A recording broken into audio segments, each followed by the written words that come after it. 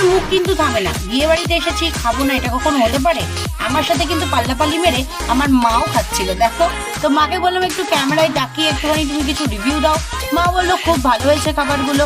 আমি এমন ভান করি জানো আমি এমনি ব্লগার না, আমি ফুড ব্লগার। কিন্তু ঠিক আছে গাইস, তোমরা যেহেতু খেতে খেতে না আমি হাঁপিয়ে উঠেছিলাম, কারণ আমার পেট এমনি ভরা ছিল।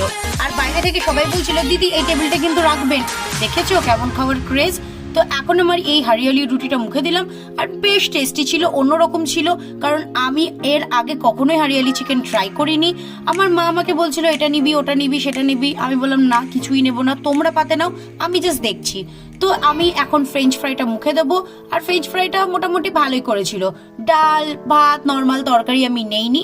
এখানে চলে এসেছে এখন মাছ।